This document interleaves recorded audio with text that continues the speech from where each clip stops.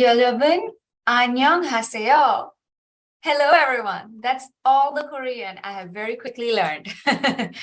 I am so excited to be speaking to you today at the OpenInfra and Cloud Native Korea Day. It's an honor to present to you.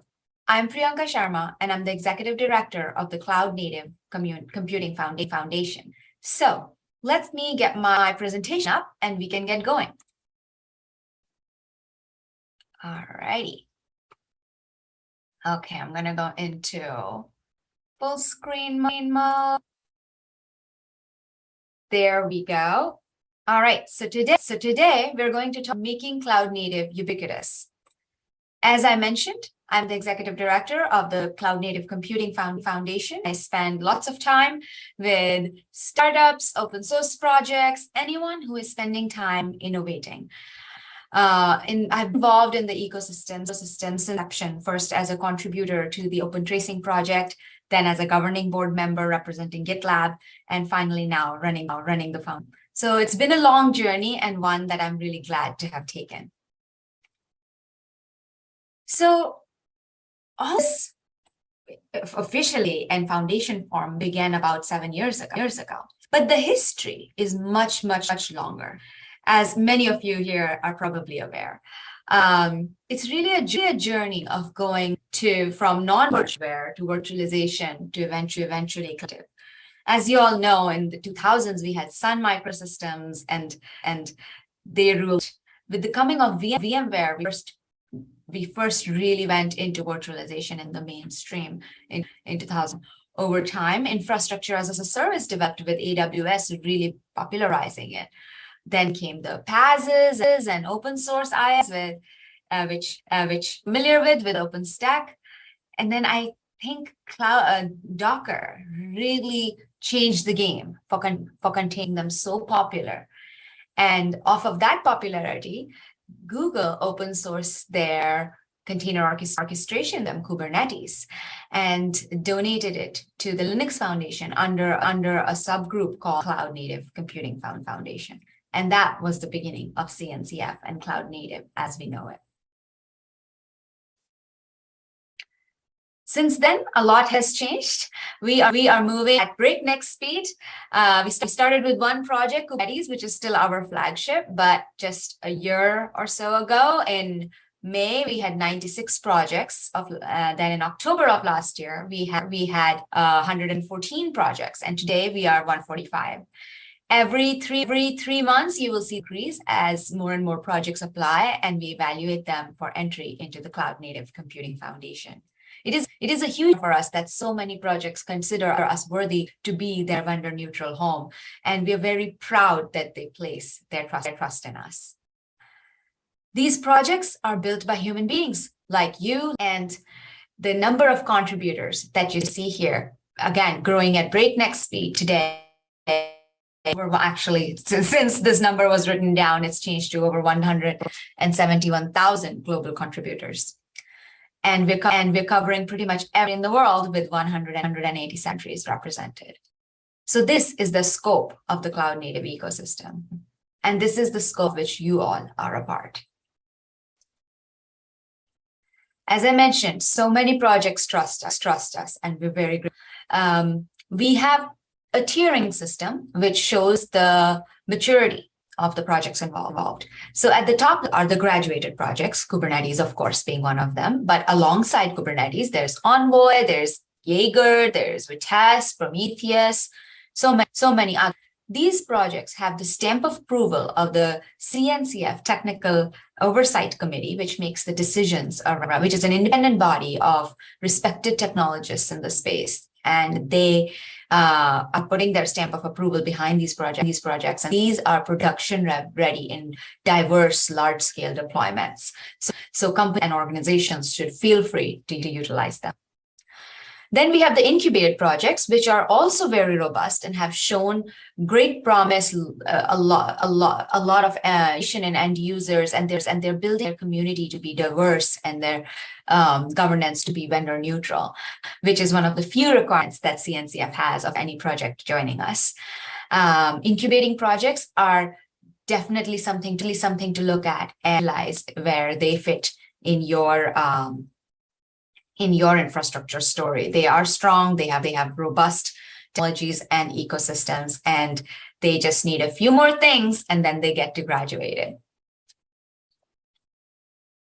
And then, of course, below these graduated and incubating projects, there's the sandbox, which is where the bulk of our 145 projects are. The sandbox is a vendor-neutral creativity zone where projects are there and they are innovating, trying to get market fit, and hoping to slowly get up to incubating status. I've heard from projects about how big of a deal it was for them to go from sandbox to incubation, and how their tag security review meant so much to them. And by the way, when projects graduate, they have full security audits that CNCF funds to make sure they are in a secure place to be part of your open source stack. All of these efforts means more and more companies are utilizing us. End users are folks that utilize our tech and are members of CNCF, and they buy and sell cloud native. They use it, and we're very proud that these folks have chosen to support us. The foundation has 800 plus members from all over the globe, including Korea. As you will see, they're leaders in the Korean community. We have 27 members. The logos are here to see for you all, and I really hope that you will go home and put your logo here next.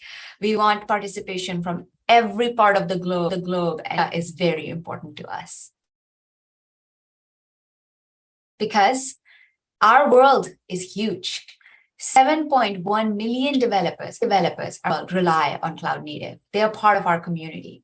I mean, if you look at it, country of Denmark has a smaller population than this. It's a huge group of people, and this includes people from all over the world, from US, from Asia, Europe, Australia, everywhere, Africa.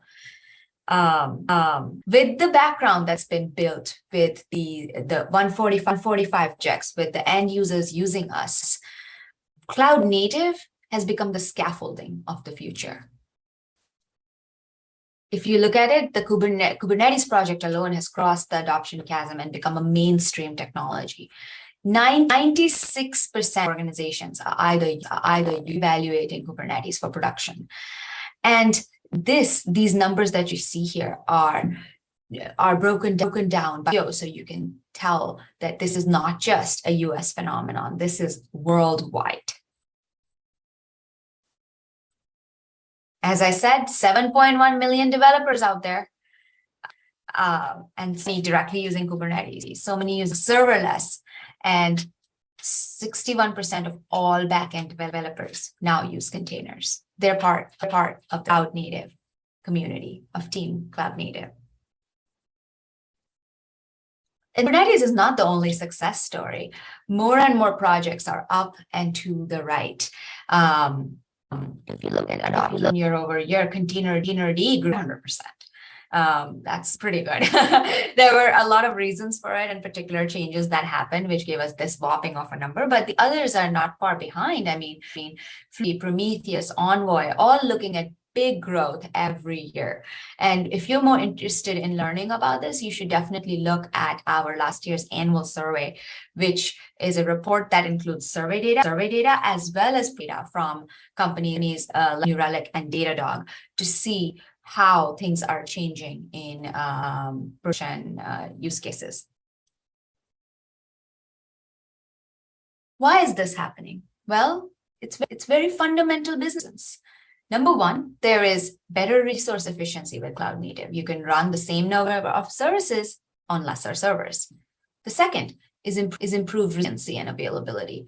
Regardless of failures that might happen on individual applications, machines, or even data centers, you will keep going. And there is no way to 100% mitigate a failure from happening. All you do is build resiliency to be able to handle the failure when it does and keep going. Cloud native helps with that. Then multi-cloud. Because of cloud, you can switch between public clouds, private clouds, hybrid, whatever. And you can move workloads even between your data center and beyond. The idea with this is flexibility. There are choices, and you can make decisions for the specific workloads that you're talking about.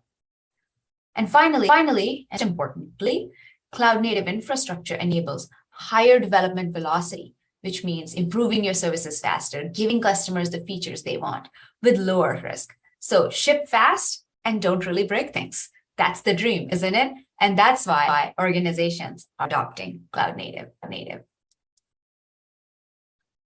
So I hope I got you a little bit about the cloud native ecosystem and community. If you're interested in joining us, there are so many ways. Just even listening to this presentation, you've shown an interest and started your journey already. So first up, you can gather with us. You meet our ambassadors. They are in all parts of the globe. They are local cloud native influencers. They are great folks, resources out to get plugged in. There's many mentorship programs available, and you get a stipend to learn with us. Cloud native community groups is where you can find local meetups. Then community days, regional events where cloud native connects. You can also organize one. You just have to decide to. And then finally, best and biggest for last, which is KubeCon Cloud Native Cons. These are premier worldwide cloud natives, and they have tons of co-located events on specific technologies. These events are our flagships, and they're the largest open source conferences in the world. We have one happening. You hear this, it will have happened already. It is KubeCon Cloud Native Con North America. And afterwards, we hope to see you in Amsterdam in April next year. If you want to contribute, there is so many ways to do it, both code and non-code. So there are many, as I told you, there's a technical oversight, which makes the biggest decisions around technology and CF. And they have technical action groups, which are focused like app delivery, contributor strategy, observability. And you can participate there. You can be part of some working groups. There's FLCO side happening, for example, which is the cloud native network function, test suite and working. Recommend that. And then on the non-code side, you can be part of cartographers. You can be part of you can write a blog post. You can be part of the marketing committee. And there's so many different things that you can join in and on. Show up is the only ask. If you want to know like the first step, I would join the CNCF, which is slack.cncf.io, or it's cncf.slack.io. No, slack.cncf.io, LOL. And that's where you can join in and start asking people questions and going from there.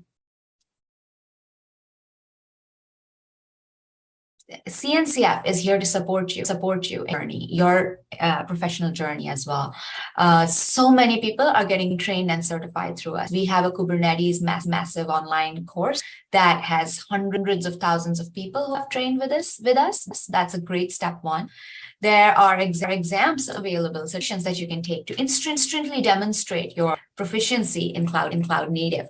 The very first one I recommend is the Kubernetes Associate exam, which is the starting point. Even if you've just heard a little bit about cloud, you can study up and then exam to be ready for the next level. And you can be happy at case level as well, especially if you're a product person. These are great certs to have.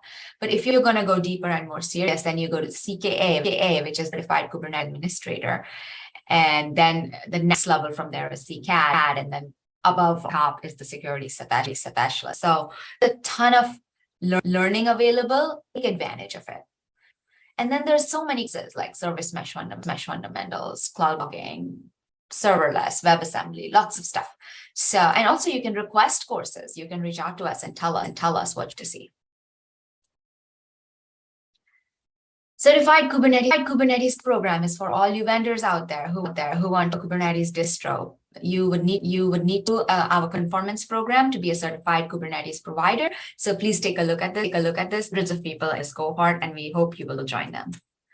If you're a service provider who helps folks with Kubernetes get certified, there are some requirements, straightforward, and you can get going from here. So many folks in Korea have taken advantage of this, and these are the beautiful logo over here. KCSP, Certified Kubernetes, KTPs, which are training partners. All of y'all are here, which is really to see. So with that said, thank you to all of y'all listening, to all Korea who are participating in Team Cloud Native. We're grateful for your support, and we hope we will meet each other in person sometime very soon. And if you can, consider coming to the KubeCon Cloud Native Cons in Amsterdam next year.